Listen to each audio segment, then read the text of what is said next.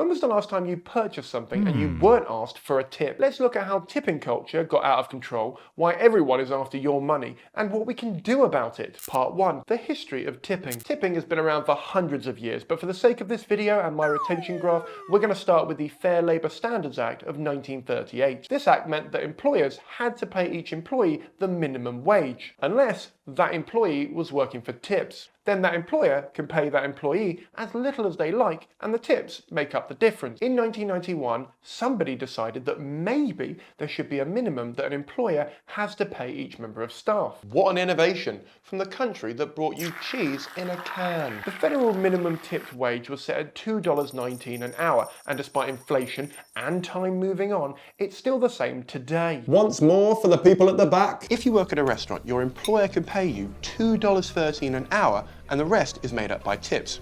If you don't get enough tips, the employer has to pay the difference, so you do get paid minimum wage.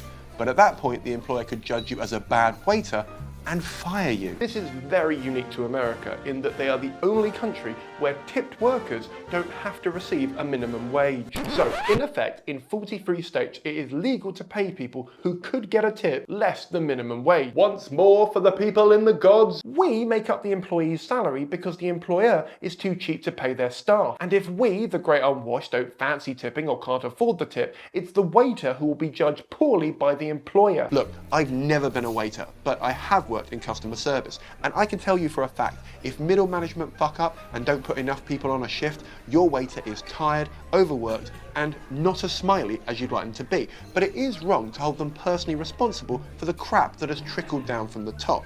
And look, I'll be the first to put my hands up and say, sometimes I haven't wanted to or had the money to leave a tip. Oh my God, you guys don't just tip for everything?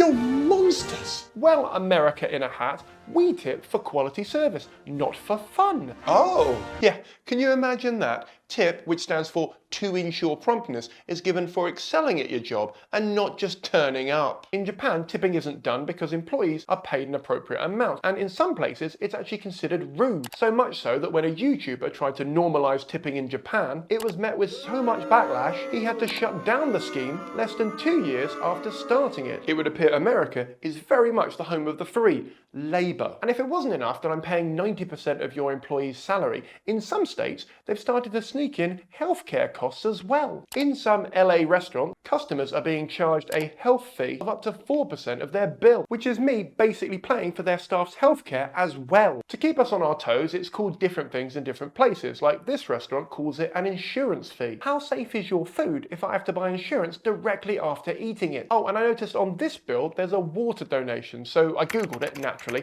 and legally in LA they can't charge you for tap water, but they can say that you donated towards their water costs. The fuck? Credit where the bare minimum has happened, this restaurant has spelt out what the fee is for, and they've only charged 3%, so I'm guessing they're the good guys in this situation? Part 2. The pandemic. During the pandemic, a lot of service-based businesses struggled because a lot of us weren't allowed outside of our home. As a result, remote transactions which asked for a tip went from 46% in 2019 to 86% in 2022. Because if people were fine with tipping the person bringing them the food, surely they'd be fine with tipping the person handing the food over the counter. Oh no, wait, that's not the same thing now, is it? There's also a trend in some industries to ask for a tip before they've done anything, which isn't so much a tip as it is a bribe. Some restaurants expect you to scan a QR code to send your order to their kitchen.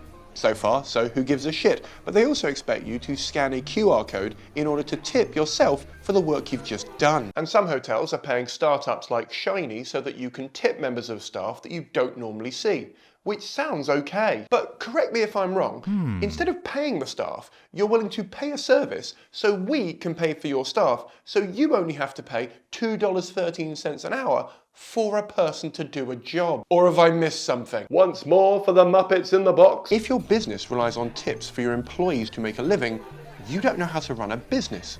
All of this is leading to tipflation, which I'll admit sounds like a miracle drug that makes your dong grow overnight, when in reality it's actually Part 3, Tipflation. This is the buzzword for the increased amount that you're expected to tip and the ever-widening list of things that you're meant to tip for. Everybody wants a tip these days, from landlords to self-service checkouts, to Domino's autonomous delivery bots. This all leads to tipping fatigue, or the tipping point if you're a tabloid journalist. Tipping a person for great service makes sense, but tipping someone for doing their job or making a thing makes you look needy, desperate, or like you don't know how to price your product. Oh, and my Patreon is linked below, which brings me neatly on to part 4, tipping machines. If you've been anywhere in the past 4 years, you'll have seen one of these screens as you're about to pay for your meal, drink, or both. These tablets are powered by payment services like Square or Clover, and they include a tipping prompt when you're about to pay your bill. The problem is that prompt is visible to other patrons as well as your server, and that peer pressure has massively increased how much we're all tipping. How much has it gone up by? Well, firstly, me in a hat, I'm surprised you wore that t-shirt out in public, and secondly, I'm glad you asked. It's hard to pinpoint because it varies by industry, but guilt tipping has increased how much we're giving by between 10 and 20%. But in a cost of living crisis,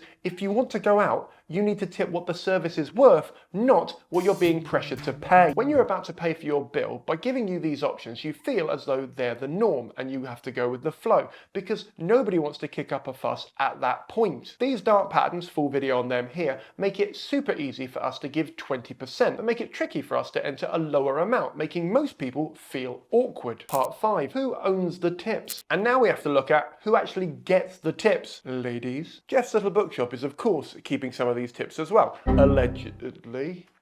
Oh no, wait, that's been proved. When a self-service checkout asks you for a tip, it goes directly to the shareholder's pocket, so never do that. The point of self-service checkouts is to get rid of human workers, to cut down the cost, which on paper should lead to lower cost to us. But does it? Fuck no. If I find a tip jar at a self-service checkout, I'm assuming it's for all of my hard work and I'm taking 20%. I go further than that and say that you should get a discount if you use self-service checkouts because I technically work for you. The discount is not having to talk to another human being. Get fucked, corporate America. Your argument doesn't check out.